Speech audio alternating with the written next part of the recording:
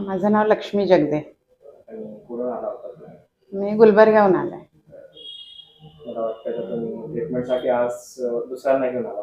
हो तुम्ही ट्रीटमेंटसाठी आला होता 1 वर्षापूर्वी? हो हो बरोबर ना? हो. आणि काय त्रास होता त्यावेळेस? मला ना डोक्यावर सूज होती, माझ्या पुऱ्या बॉडीवर सूज होती, अंगावर. आणि मला पाठीमध्ये मणक्यामध्ये नस दबलेली होती. मग डॉक्टरांनी मला ऑपरेशनचं सजेशन दिलेलं. MRI वगैरे काढला. आणि बोलण्यामध्ये पण तुम्हाला? हा, मला माझा चेहरा एकदम असा एका साईडनी वाकडा झाला होता. पॅरालिसिस म्हणजे माझ्या कानाची 7वी नस दबलेली होती असं डॉक्टरांनी सांगितलं. हा, मानेमध्ये. हा, मग इथं आले डॉक्टरांकडे. मग मला चहा सुद्धा पिता येत नव्हता, जेवण करता येत नव्हतं ठीक. घरातले सगळे घाबरलेले. मग इथं आलो आम्ही. इथं आल्यानंतर डॉक्टरांनी एकच वेळा मला केल्यानंतर मी घरी जाते वेळी माझ्या घरातले सगळे आश्चर्यचकित झाले की मम्मी कशा गेल्या होत्या आणि कशा आल्या. बोलायला येत नव्हतं किंवा जेवायला येत नव्हतं, पाणी सुद्धा प्यायला येत नव्हतं ठीक. एकदम चांगलं एकच सेटिंग मध्ये मला बरं वाटलं.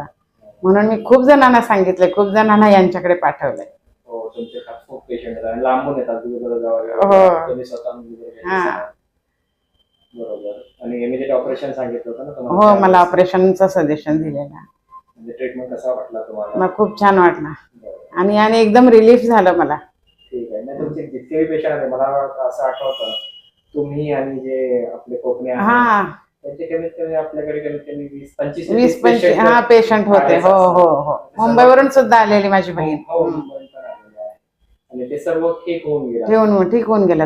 कम्प्लिटली ठीक झाले त्यांना.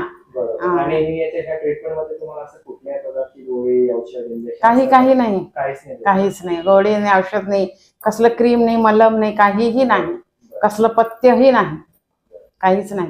म्हणजे समाधानी. आता मी खूप चांगलं प्रकारे बोलते किंवा माझ्या अंगावरची सूज थोडी वेळ लागली पण अर्ध्या दिवसामध्ये माझी सूज गेली. धन्यवाद.